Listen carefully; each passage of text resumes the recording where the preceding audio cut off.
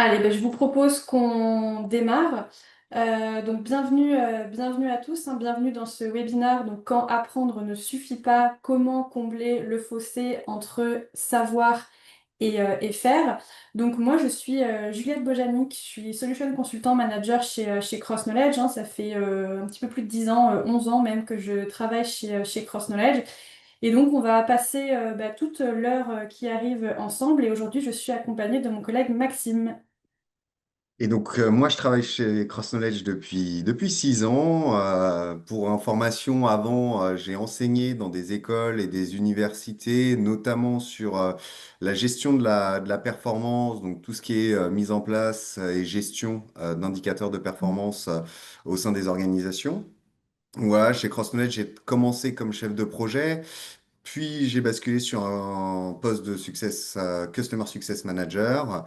Donc voilà, j'ai déployé beaucoup de projets chez nos clients, que ce soit du déploiement de plateformes ou vraiment des parcours très spécifiques pour des populations identifiées ou des projets plus reliés à de l'intégration de données et de la mise en place d'indicateurs de performance. Et voilà, après, une fois que j'étais CSM, j'ai surtout conseillé nos clients sur leur stratégie L&D en fonction des objectifs de leur entreprise. Super, merci Maxime. Alors aujourd'hui, on va aborder une transformation que chaque entreprise doit opérer pour rester compétitive. Comment on va réussir à combler le fossé entre savoir et faire? Donc au cours des prochaines minutes, là, des grosses 40 prochaines minutes qu'on va passer ensemble, on va passer par différents éléments. Le premier, on va voir comment passer des compétences théoriques aux compétences opérationnelles et donc voir pourquoi c'est essentiel. Ensuite, on va voir ensemble comment on peut transformer vos priorités stratégiques en compétences concrètes à développer. On va aussi discuter de comment on vient ancrer l'apprentissage réellement dans la culture, dans le leadership, dans les systèmes, dans les processus, pour vraiment faire en sorte qu'il perdure et qu'il infuse dans tous ces éléments-là. Et tout ça, ça va nous permettre de réellement prouver la valeur du L&D en reliant l'apprentissage au résultat business. Vous verrez, on a conçu un guide pratique qui va vous permettre de déployer concrètement ces approches dans vos organisations. Vous verrez aussi à la fin, on discutera, on organise dans les prochains jours une session d'approfondissement. Vous aurez aussi du contenu exclusif. Donc l'idée, voilà, c'est un petit peu qu'on balaye tout ça pendant l'heure à venir. Et vous le savez, chez Cross Knowledge, on aime bien commencer par des petits sondages. Donc, avant d'entrer dans le vif du sujet, j'aimerais savoir aujourd'hui, dans votre organisation, où vous vous situez. Donc, vous avez le sondage à l'écran. Parce qu'en matière de développement des talents, chaque organisation peut avoir sa propre approche. Peut-être que vous formez pour combler des lacunes immédiates.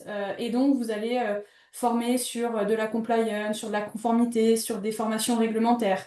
Ou peut-être que vous développez des compétences qui vont être spécifiques à un poste, des compétences métiers, des compétences techniques.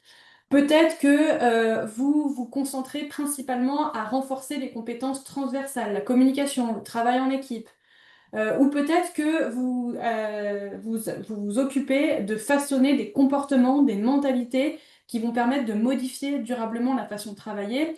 Ou, dernière proposition, vous intégrez l'apprentissage dans les postes, dans les processus, dans la culture pour améliorer l'efficacité dans un contexte réel. Peut-être que vous faites différents éléments. Là, l'objectif, c'est de sélectionner celui qui vous semble le plus parlant dans votre organisation. Alors, on a une majorité sur deux éléments. Les deux qui ressortent, c'est renforcer les compétences transversales et façonner les comportements, les mentalités qui modifient durablement la façon de travailler. On le voit du coup avec ces réponses-là, c'est que vous êtes en bascule, c'est-à-dire qu'on ne s'occupe pas uniquement des compétences théoriques, mais vous commencez à travailler sur comment je fais en sorte que les compétences que je développe pour mes collaborateurs elles vont permettre d'infuser globalement dans ma façon de travailler, dans mon organisation. Et c'est un petit peu ça qu'on va voir aujourd'hui, comment renforcer ces éléments-là.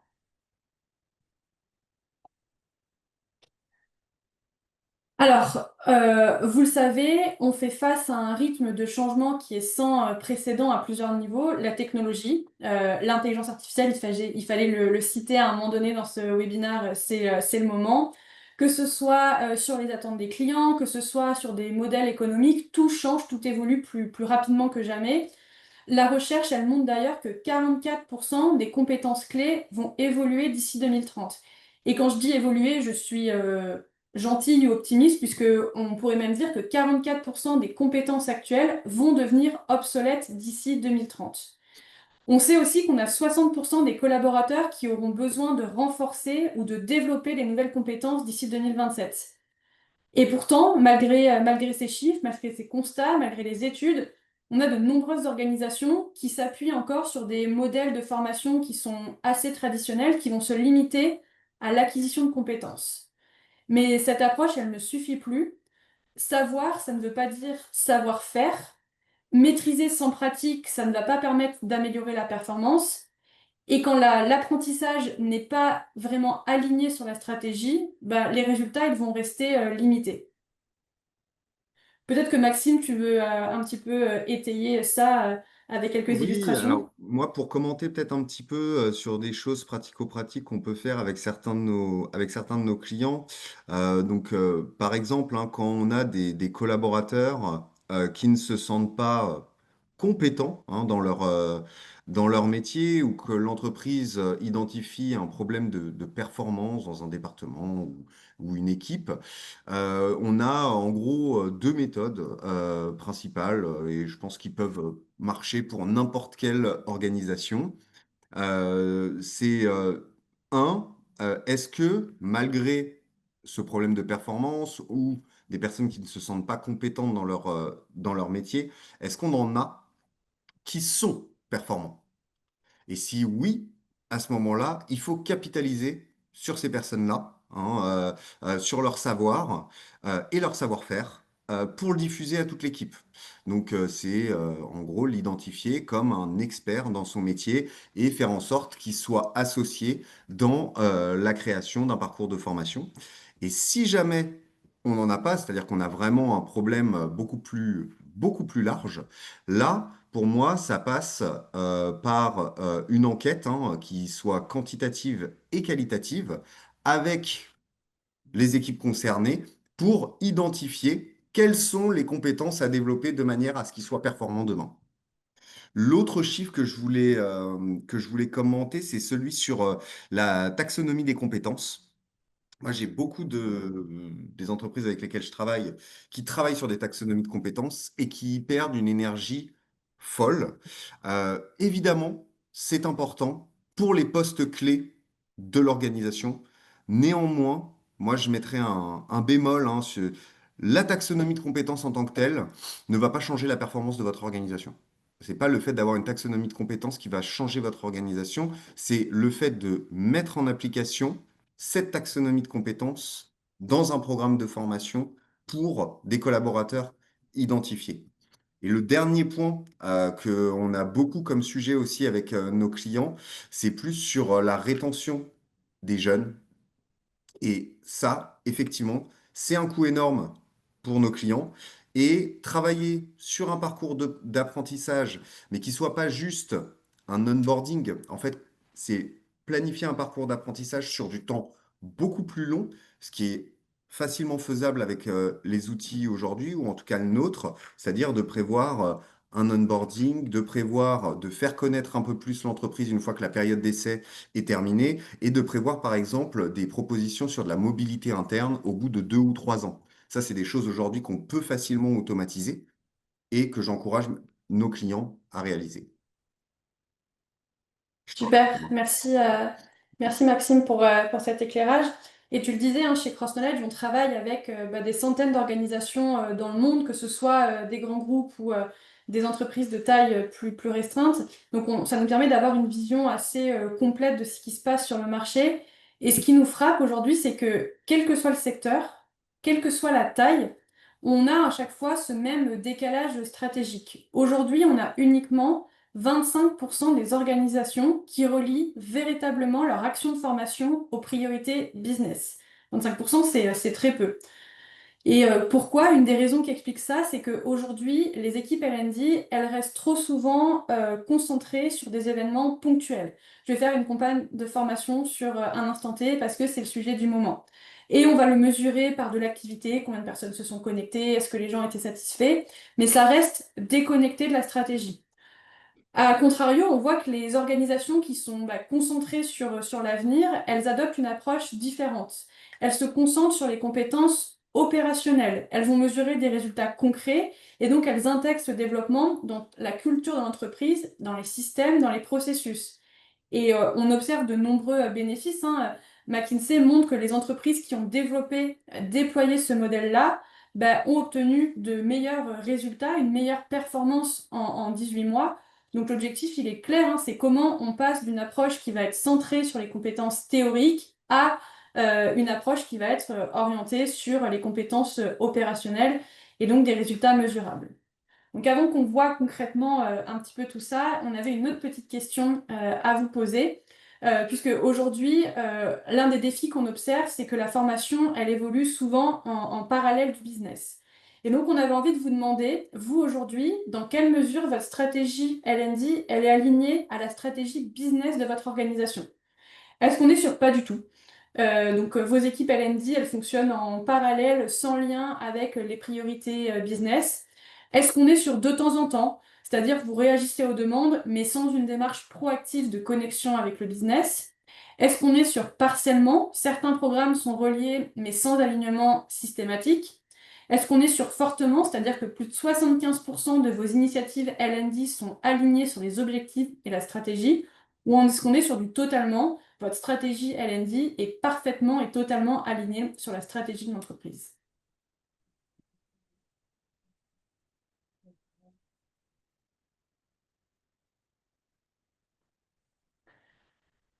Alors, en termes de résultats, on a une très très forte majorité sur parcellement. Certains programmes sont reliés, mais sans alignement systématique. Et c'est clairement ce qu'on observe, hein. C'est clairement ce qu'on observe. La très grande majorité aujourd'hui de nos clients en sont là. C'est-à-dire qu'on a certains programmes qui sont reliés, mais c'est pas quelque chose qui est ancré. Et donc, on va voir aujourd'hui, on va essayer de vous donner quelques clés pour faire en sorte de progresser sur du fortement avant d'aller sur du totalement. Alors, depuis le début de ce webinaire, on parle beaucoup de compétences. Chez Cross Knowledge, on va définir la compétence avec l'équation qu'on a à l'écran. La compétence, c'est connaissance et comportement et habitude et mise en pratique. Donc si on décortique chacun de ces éléments, la connaissance, c'est la base, vraiment la première chose à avoir, savoir quoi faire, comment le faire, c'est l'expertise technique, l'expertise comportementale qui va être développée grâce à l'apprentissage. Ensuite, on a les comportements. Les comportements, c'est la manière dont les connaissances se traduisent en action. Ça va être l'utilisation régulière, observable des connaissances qui vont être alignées sur les résultats qui sont attendus par mon organisation. Les habitudes, on va encore un cran plus loin, ça va refléter l'intériorisation de ces comportements. Ce sont des actions qui vont être répétées dans le temps, qui deviennent une partie intégrante de ma façon de travailler, sans même que ça me demande un effort conscient. Et c'est là où l'apprentissage il va vraiment s'ancrer. Et puis enfin, on a la mise en pratique, hein. La mise en pratique, ça permet d'utiliser efficacement tous les autres éléments dans le contexte réel. Ça me permet de savoir quand, ou pourquoi je dois appliquer mes connaissances en fonction de mon rôle, en fonction de mon environnement, en fonction des priorités du business. Et ce qui est important, c'est que chacun des éléments renforce les autres. Les connaissances sans les habitudes, elles vont finir par s'estomper. Les comportements sans contexte, ils peuvent être inefficaces. Et les habitudes sans connaissance, elles stagnent, voire elles font régresser, parce que si on a une mauvaise habitude qui est ancrée, on finit par régresser. Donc la compétence, elle va vraiment se développer lorsque les quatre éléments sont développés, alignés, et donc mis en œuvre de manière cohérente. Et donc c'est la compétence opérationnelle qui va vraiment faire la différence. Elle va transformer l'apprentissage en résultat concret. Elle va séparer ceux qui se contentent de suivre une formation de ceux qui améliorent réellement leur performance au quotidien. Et c'est pour ça qu'on pense chez Cross Knowledge que le développement des compétences au sens large, il doit être au cœur de tous les dispositifs d'apprentissage. Et je veux juste revenir sur cette équation, sur deux éléments, parce que je pense que les connaissances et la mise en pratique, bon, la plupart des personnes qui travaillent dans la formation sont bien au fait de ça. Par contre, les habitudes et les comportements qui sont liés à l'apprentissage, c'est vraiment pas un petit sujet. Et ça, pour le coup, je l'ai observé, hein, moi, chez mes clients, hein. J'ai travaillé avec nombreuses entreprises qui ne proposaient presque que des formations obligatoires et réglementaires.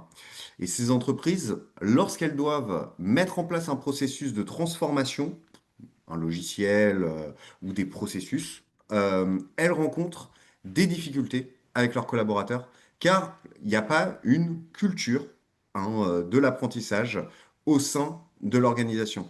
Alors qu'à l'inverse, les entreprises qui abordent de façon beaucoup plus proactive des connaissances transversales de façon régulière dans l'organisation, où il y a des temps dédiés dans l'organisation à la formation, ça, ces entreprises-là, les programmes de transformation, ça se fait presque naturellement.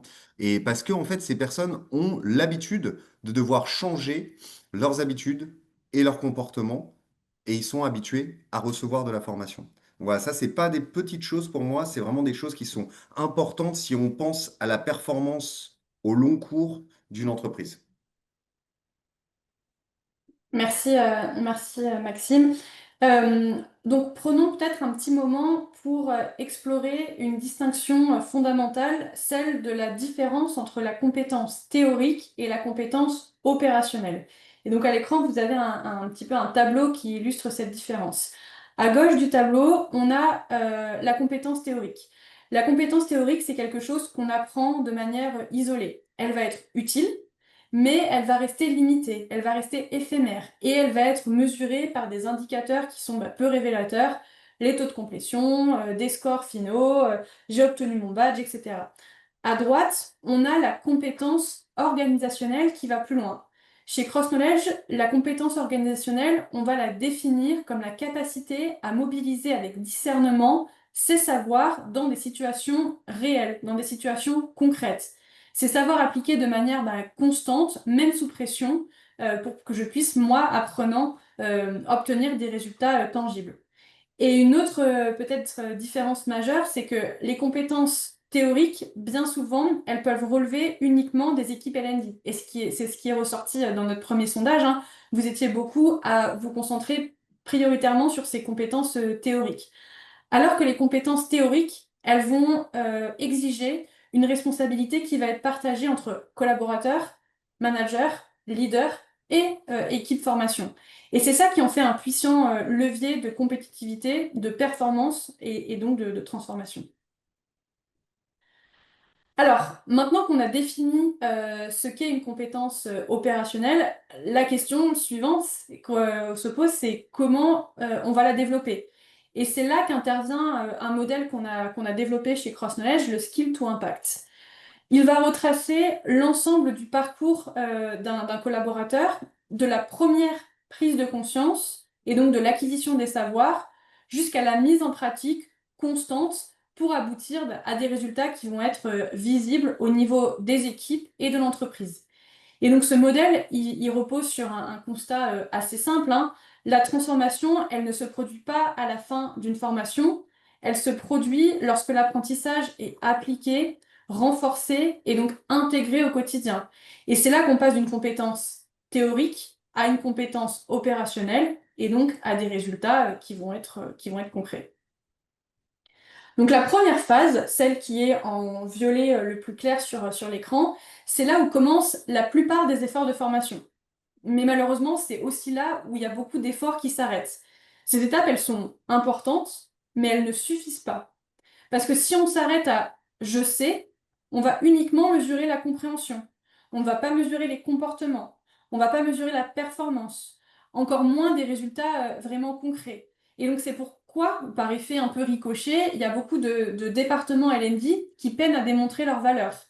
Parce que pour produire de vrais résultats, il faut aller plus loin. Il faut accompagner les apprenants au-delà du savoir vers une application confiante, régulière, dans le cadre de leur travail.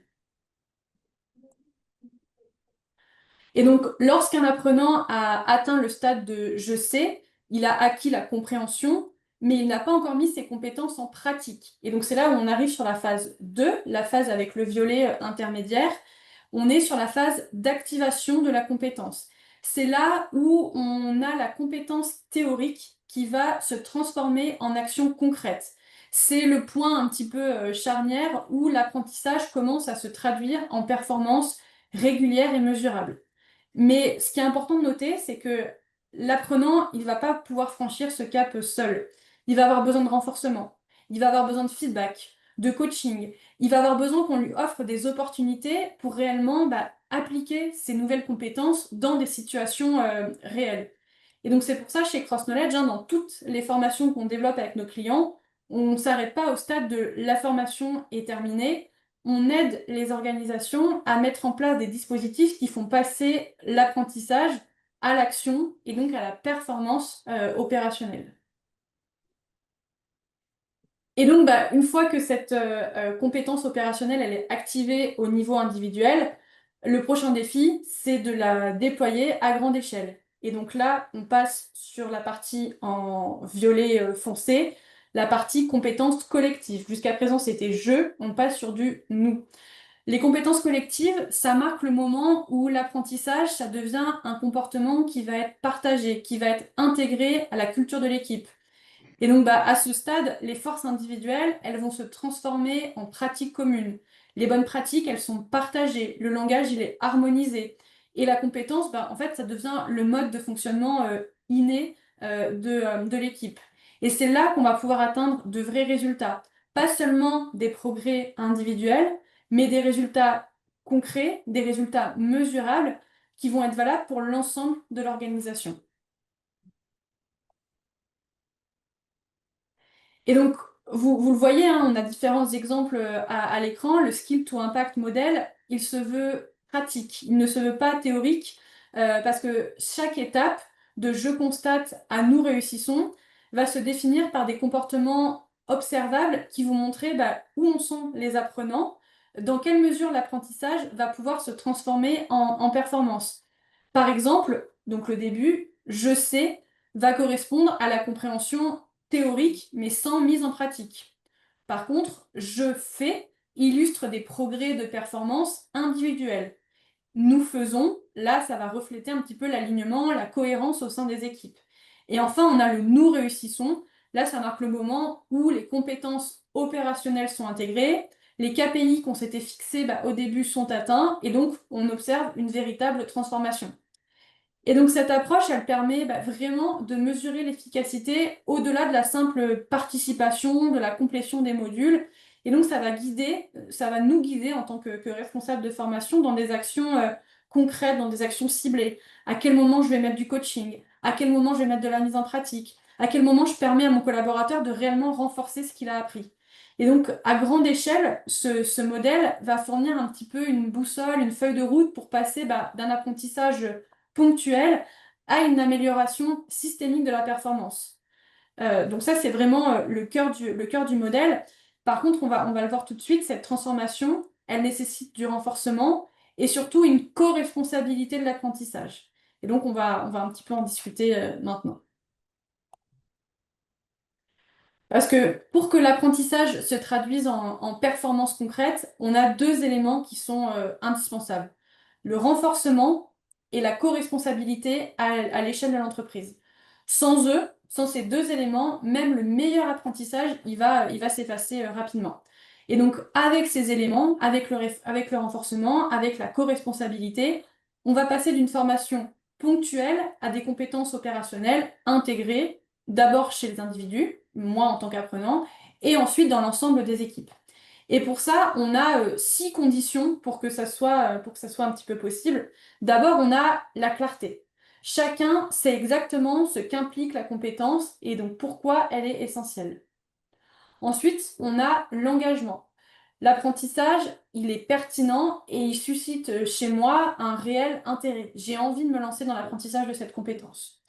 Le troisième élément, c'est l'application. On offre des opportunités concrètes de mettre en pratique dans son rôle, mais aussi dans son équipe. Quatrième élément, la réflexion. Dans la formation, on offre du temps à l'apprenant pour tirer des enseignements de réussite et des échecs. C'est-à-dire que ce que j'ai mis en pratique, j'ai le temps de le digérer, de voir ce qui a fonctionné, ce qui a mal fonctionné. Et donc le point ensuite qui en découle, c'est le feedback. Je peux en discuter avec des pairs, avec mon manager, avec des outils qui sont mis à disposition. Il faut qu'on offre régulièrement à l'apprenant comme ça des moments de feedback pour lui permettre de prendre le temps de réfléchir sur sa mise en application. Et donc tout ça, c'est lié au dernier point, hein, soutien et renforcement.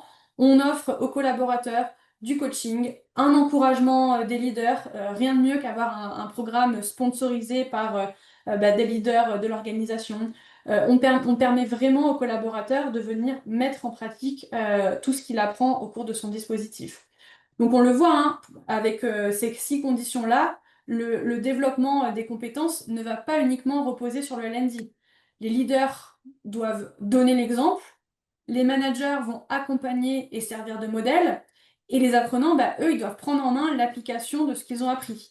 Et donc, quand la responsabilité, elle est partagée, l'apprentissage, en fait, il devient naturel. Et c'est là où on passe de la formation à des résultats concrets et tangibles. Et pour peut-être illustrer un petit peu, pour ceux qui ont déjà fait un petit peu de design pédagogique, en fait, pour construire un programme à partir de ce modèle, ce qu'on fait, c'est que on part de la fin. On part de quels sont les objectifs stratégiques de l'organisation. Et pour atteindre ces objectifs stratégiques, qu'est-ce que les équipes doivent être en capacité de faire?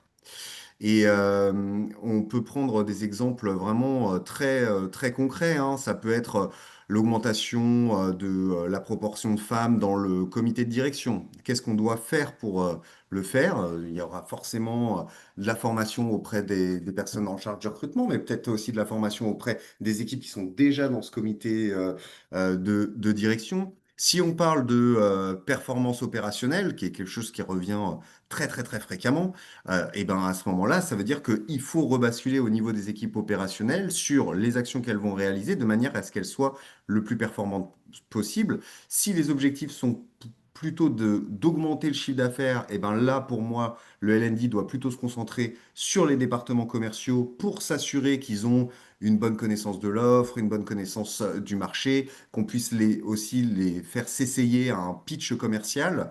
Et je pense que ça, on aura des illustrations dans le prochain webinaire qui sera organisé sur quelle technologie on peut utiliser aujourd'hui pour justement s'entraîner dans un espace sûr.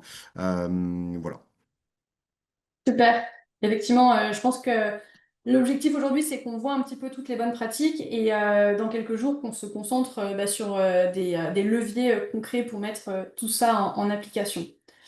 Donc on parlait juste avant de responsabilité partagée, et c'est ça qui va être important quand on va passer de compétences théoriques à une approche qui va être plutôt centrée sur les compétences opérationnelles. Quand on se concentre sur les compétences opérationnelles, on ne se demande plus, OK, quelle formation je dois proposer à mes collaborateurs, mais plutôt, quelles sont les compétences qui sont réellement nécessaires pour exécuter notre stratégie et quels sont les écarts entre ce que nos collaborateurs savent faire aujourd'hui et ceux dont l'entreprise va avoir besoin demain. Et donc, ces compétences, comme elles s'exercent dans le cadre du contexte du travail, elles ne peuvent pas uniquement reposer sur le LND, hein. Et c'est là qu'intervient le modèle de co-responsabilité. Les équipes formation, elles vont fournir les cadres, elles vont fournir les parcours d'apprentissage.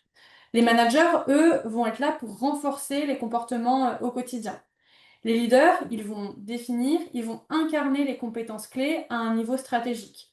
Et le collaborateur prend vraiment en main ses habitudes, sa mise en pratique avec des moments concrets où il peut appliquer ce qu'il a appris. C'est effectivement hyper important. Moi, les projets qui ont le plus réussi, c'était des projets où, évidemment, l'équipe leadership est impliquée, mais en fait, elle est impliquée surtout au départ et en tant que sponsor au départ, donc pour nous donner les objectifs et pour aussi relayer le message auprès des collaborateurs pour susciter leur curiosité dans le je constate un petit peu au départ. Avoir les leaders au départ, c'est très bien aussi pour montrer la direction. Mais il y a aussi un rôle clé, vraiment, effectivement, des managers, parce que c'est les managers qui vont pouvoir observer des changements de comportement des collaborateurs avec qui ils travaillent. Et ça, c'est vraiment essentiel. Donc on le voit là, on a vraiment une petite matrice qui explique comment chacun des rôles va contribuer au succès. Donc les équipes L&D, le leadership, le manager, les collaborateurs. Et donc c'est pour ça que le développement des compétences, c'est pas uniquement une mission du L&D. Et on le voyait au début, ça, vous avez encore la plupart de vos programmes qui sont pas complètement centrés sur la stratégie. Et donc c'est pour ça, il faut réussir à rallier toute l'organisation au développement des compétences. Et donc, en adoptant ce modèle de co-responsabilité, on dépasse le simple fait de dispenser de la formation, on va vraiment construire l'ADN de la performance et donc derrière de la performance de l'organisation. Là, à l'écran, vous avez un petit blueprint, un petit guide pratique qui nous permet de voir comment on passe d'une approche qui va être centrée sur les formations ponctuelles au développement des compétences opérationnelles qui sont conçues pour être réellement appliquées au quotidien. Et on va passer par 5 étapes. L'étape numéro 1, c'est définir les compétences clés. Quelles sont les compétences qui sont vraiment essentielles pour soutenir ma stratégie? Ça peut être l'orientation client, ça peut être la résolution de problèmes, ça peut être la communication ou donner un feedback parce qu'on a aujourd'hui un gros problème dans l'organisation à ce niveau-là. L'idée, c'est de se concentrer sur ce qui va vraiment avoir un impact sur la performance et donc sur la compétitivité. L'étape numéro 2, c'est d'analyser les écarts. Et là, l'idée, c'est de s'appuyer sur des données RH et surtout peut-être sur les retours de managers, c'est ce que tu disais, hein, Maxime, pour repérer les compétences qui font défaut face aux besoins futurs de l'organisation. Et donc là, l'idée, c'est de remplacer les suppositions par des preuves concrètes. L'étape numéro 3, on va créer un environnement qui va être propice au développement. Les compétences, on l'a vu, hein, elles ne se développent pas seules. Il faut savoir aligner les comportements, les habitudes, et donc tous les leviers organisationnels, la culture, le leadership, les systèmes, les processus, pour que les compétences acquises, elles soient réellement mises en pratique. Étape numéro 4, on est sur la diffusion des compétences dans l'organisation. Et c'est là que le principe de co-responsabilité dont on vient de parler, il est essentiel, hein. Le développement des compétences ne va pas se limiter à une action ponctuelle. On est sur quelque chose qui doit être réellement intégré aux pratiques de travail et donc à tous les processus de l'organisation.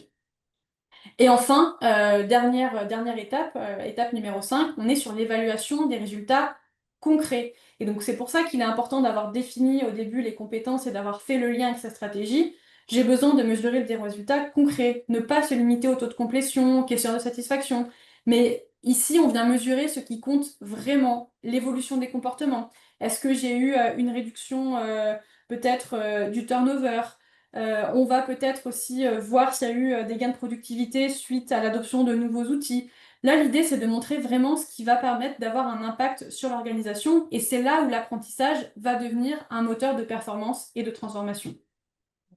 Et peut-être je peux rapidement illustrer ça avec un cas client d'un projet qu'on a déployé en tout début d'année pour une grande entreprise, mais qui se concentrait sur la montée en compétences, notamment de personnes au marketing, donc qui représente un peu moins de 1000 personnes. Ce qu'on a fait, en fait, c'est qu'on a pris le département, on l'a divisé en sphères métiers. Et ces sphères métiers, on les a reliées autour de 20 compétences différentes. Donc il y a des métiers qui doivent être très bons dans certaines compétences, d'autres moins. Et en fait, on a fait un programme d'évaluation complet des compétences de l'ensemble de la force de travail, de manière à, une fois que cette évaluation a été réalisée, identifier où sont les plus gros gaps de compétences dont l'organisation a besoin pour réussir demain. Donc maintenant, on entre dans la phase d'adresser et de diffuser ces compétences en fonction des évaluations qu'on a pu mener en début d'année. Ouais, super, c'est intéressant et ça montre, je pense, l'importance de faire tout ce travail d'initialisation au début, d'identifier les compétences, quelles sont les compétences qui sont importantes pour ensuite avoir une formation qui va être pertinente et bien ciblée. Alors, maintenant, c'est un petit peu ce que Maxime commençait à dire. On va voir ce que ça signifie vraiment, si on prend l'exemple d'une compétence, de l'intégrer et de la transformer en compétence vraiment actionnable. Prenons l'exemple de la pensée critique. La pensée critique, au niveau des comportements, vous allez avoir des collaborateurs qui vont poser des questions factuelles, qui vont peser le pour et le contre, qui vont être capables d'anticiper les risques. Au niveau des habitudes, vous voyez des équipes qui prennent systématiquement du recul avant de décider, qui vont utiliser des méthodes structurées, des grilles de questionnement, qui vont vraiment aussi tirer des leçons du passé. Et ce qui va faire aussi vraiment la différence, hein, c'est la mise en pratique. Par exemple, si on prend un commercial, quand on a la pensée critique qui est réellement intégrée comme compétence, le commercial, il va pas uniquement se contenter de présenter son offre. Il va creuser pour véritablement comprendre le besoin de son client. Et donc, on va vraiment être sur quelque chose qui, là, va permettre de manifester la compétence, moi, dans mon travail.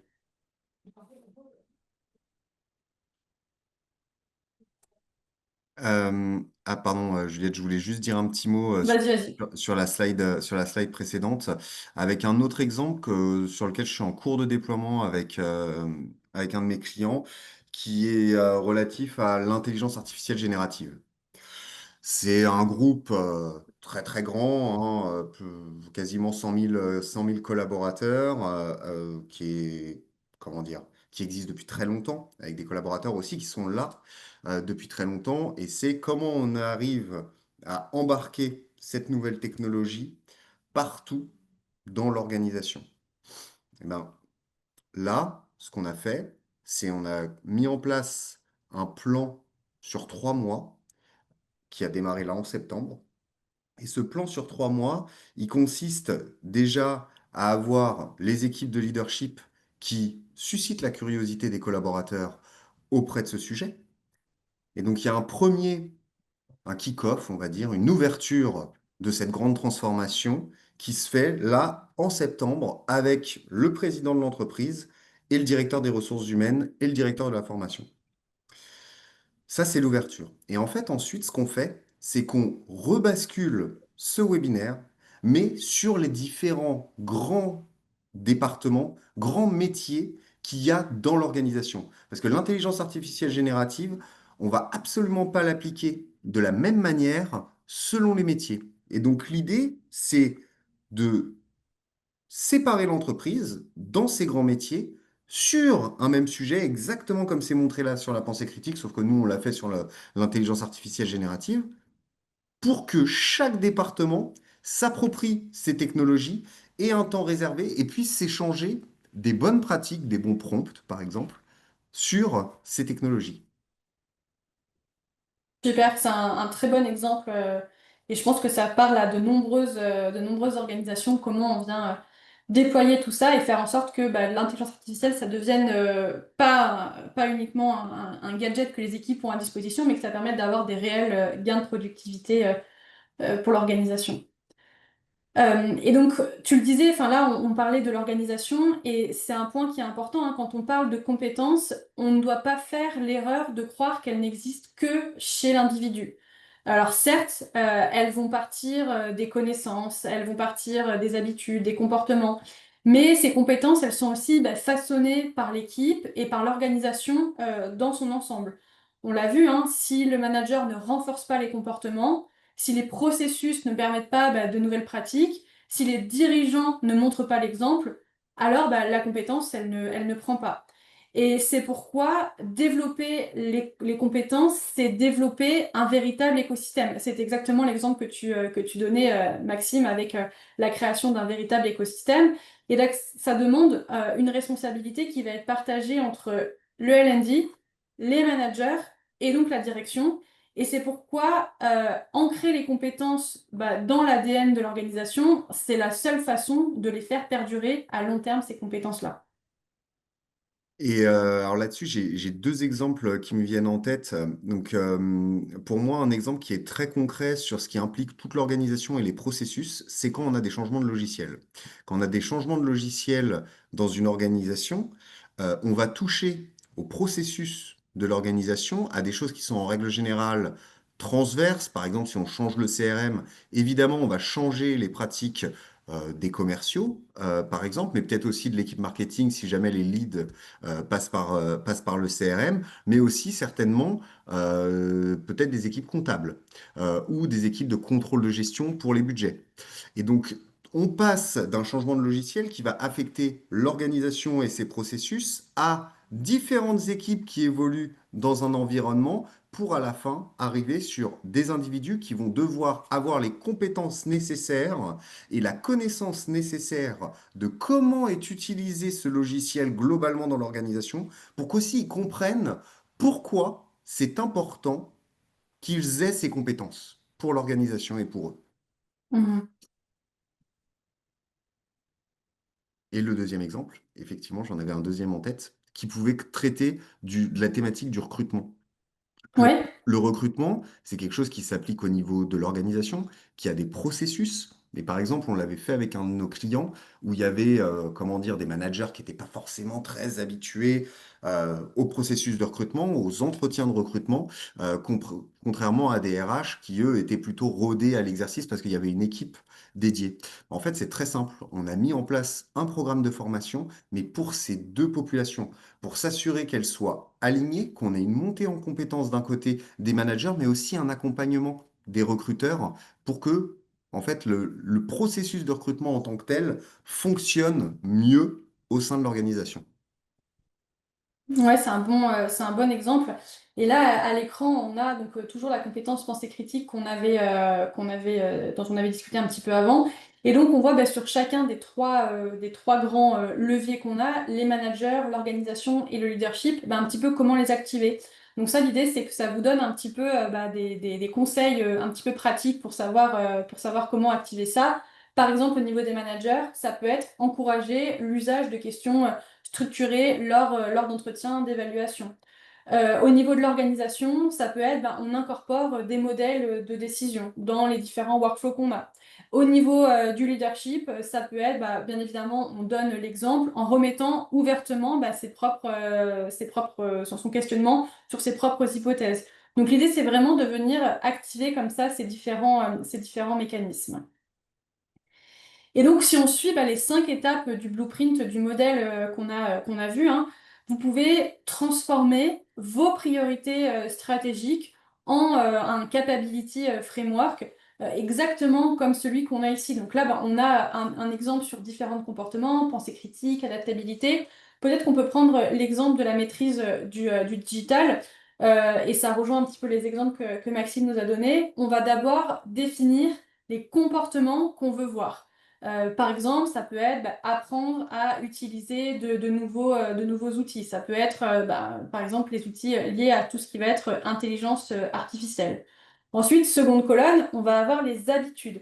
Quelles sont les habitudes qui les soutiennent? Ça peut être, par exemple, expérimenter de nouvelles plateformes. Ou ça peut être, moi, je vais chercher des gains d'efficacité.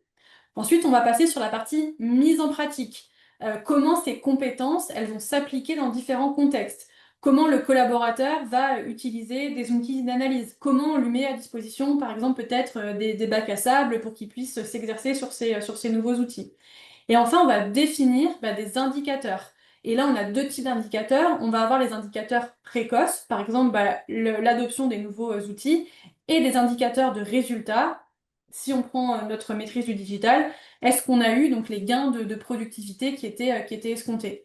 Et donc le Capability Framework, il permet réellement de traduire la stratégie en comportement, en habitude, en indicateur que chacun peut appliquer au quotidien. Et donc ça devient vraiment cette idée de boussole pour développer les collaborateurs, améliorer la performance, améliorer l'agilité de l'organisation.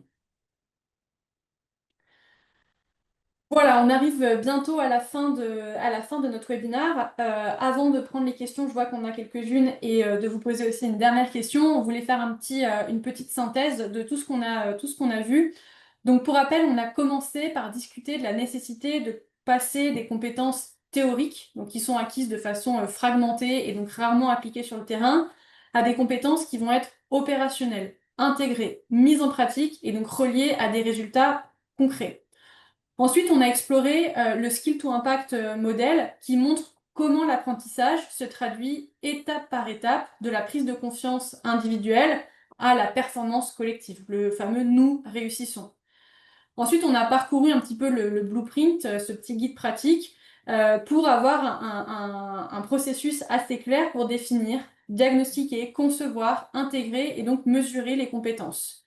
On a vu comment ce Capability Framework et le Capability Ecosystem, donc toutes les parties prenantes qu'on a évoquées, rendent cela concret et donc relient les comportements, les habitudes, le contexte et donc les différents leviers qu'on a au sein de l'organisation. Et enfin, on a souligné l'importance du co-ownership model, parce qu'on le voit, hein, on l'a dit, le développement des compétences ne peut pas reposer ou ne peut plus reposer uniquement sur les L&D. Les leaders, les managers et donc les collaborateurs ont tous un rôle à jouer pour que l'apprentissage s'ancre réellement dans le quotidien. Et si on combine tous ces éléments, vous allez constituer ce qu'on appelle une future-proof workforce, et donc là, on est vraiment sur une organisation qui est capable de s'adapter, de rester compétitive et de réussir, entre guillemets, quelles que soient les évolutions à venir. Voilà, je voulais vous proposer un dernier sondage. Vous l'avez vu, hein, aujourd'hui, ce qui fait la différence, c'est de réellement développer les compétences au sens large. Et aujourd'hui, dans votre organisation, quel est le principal frein au développement des compétences opérationnelles? Est-ce qu'on va être sur le manque d'alignement stratégique? Est-ce qu'on est peut-être sur un focus sur les compétences, mais sans résultat concret? Est-ce qu'on a un souci au niveau des managers qui ne prennent pas le temps ou qui n'ont pas les moyens de renforcer les comportements? Est-ce qu'on a un trop faible engagement des leaders ou est-ce qu'on a des difficultés pour mesurer les résultats? Et quand on dit résultats, c'est résultats business concrets.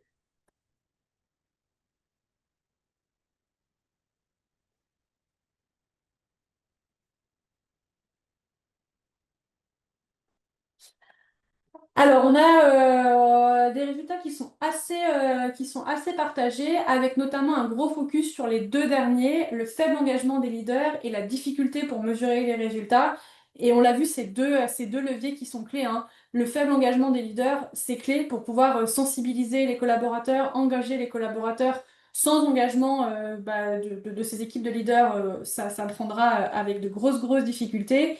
Et la difficulté à mesurer les résultats, là aussi, c'est quelque chose qui fait un petit peu effet boule de neige, hein. On a mal peut-être défini ces KPI business au début, et donc on a des résultats business qui sont difficiles à mesurer, et donc on a du mal à prouver un petit peu tout ça. Donc voilà, c'était ce qu'on voulait voir un petit peu aujourd'hui, en essayant de repartir sur la définition d'une compétence, et donc avec toutes les dimensions, pour essayer de lever un petit peu tous ces freins-là. Avant Si qu'on je passe... peux, Oui, vas-y Maxime. si je peux très rapidement commenter sur le faible engagement des leaders.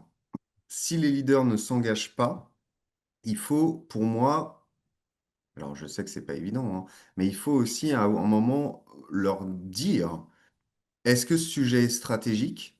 S'il est stratégique, j'ai besoin que tu t'impliques. Et s'il n'est pas stratégique, alors à ce moment-là, on ne l'adresse pas.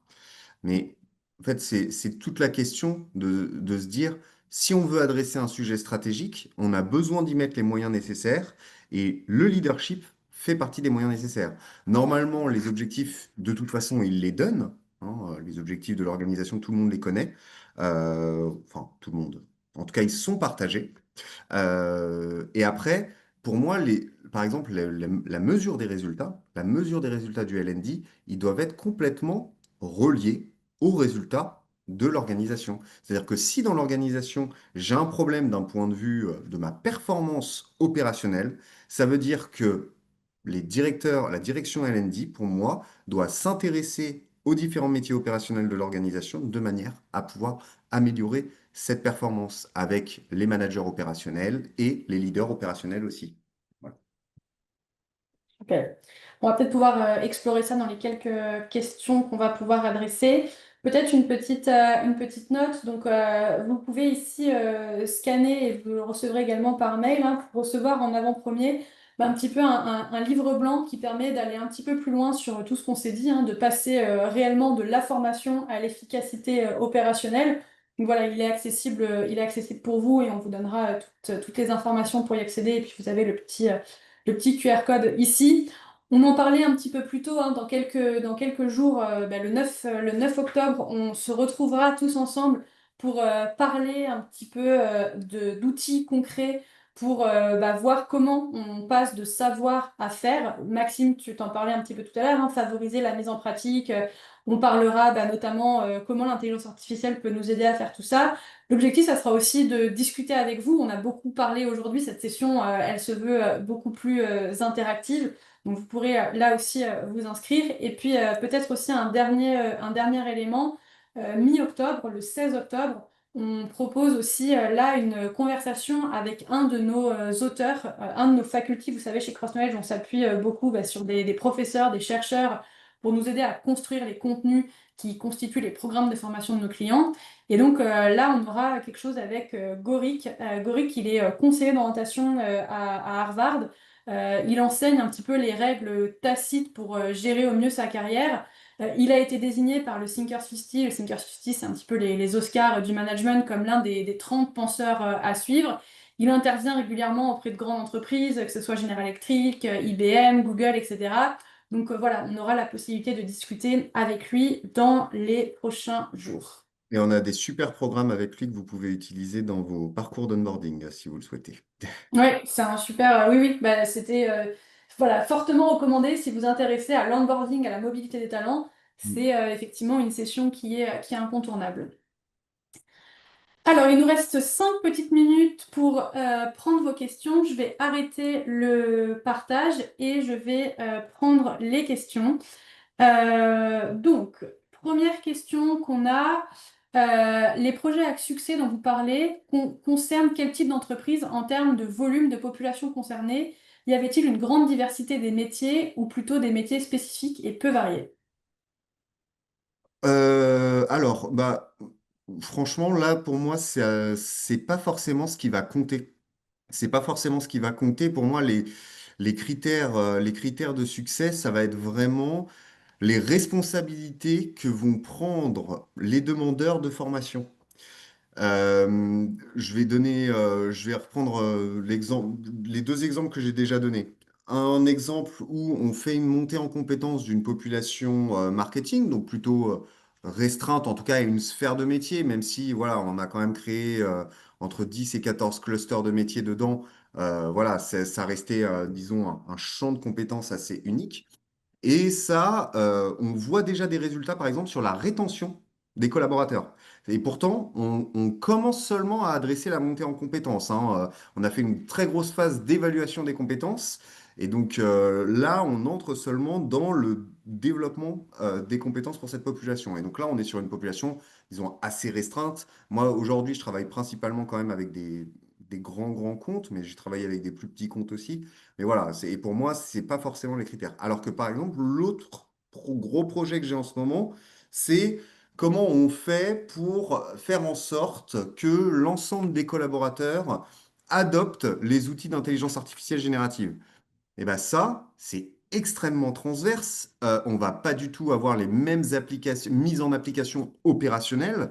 Donc on a l'équipe de leadership qui pose un peu les bases, dit pourquoi c'est important pour l'organisation de aussi s'approprier ces nouveaux outils.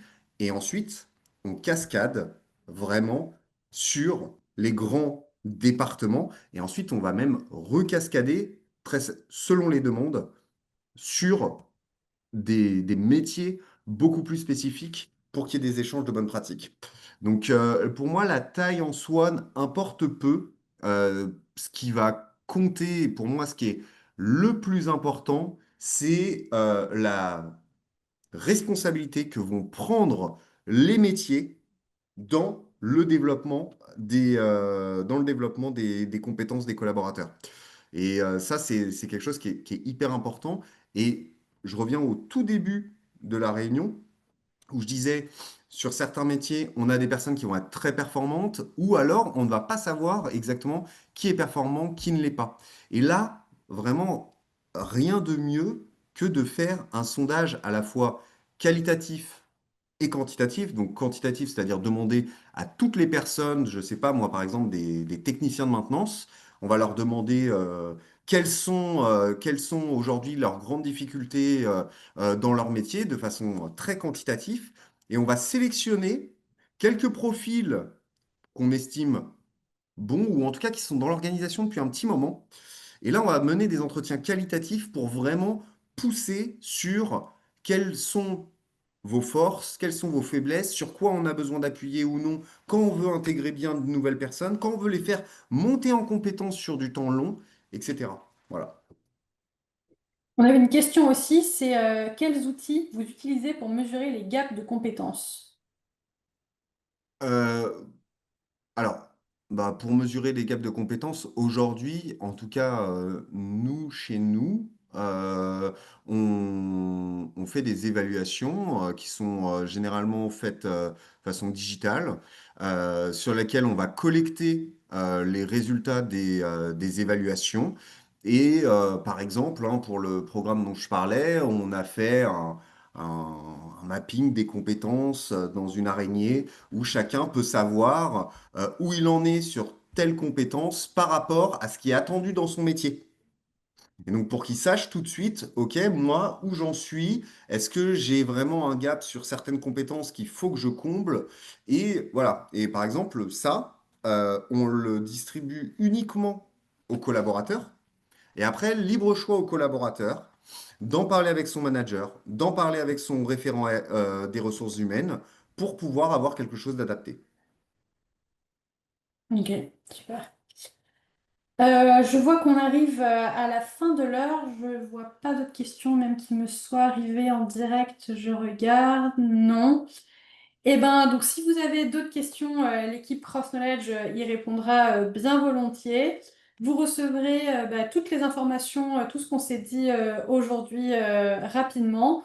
On espère que ça aura été instructif pour vous et on a hâte d'en discuter maintenant avec des exemples concrets dans les prochains jours. Donc voilà, merci à tous pour votre temps aujourd'hui. Bonne fin de journée, bon appétit, c'est bientôt l'heure. Merci. Bon appétit, Juliette. Merci. Au revoir.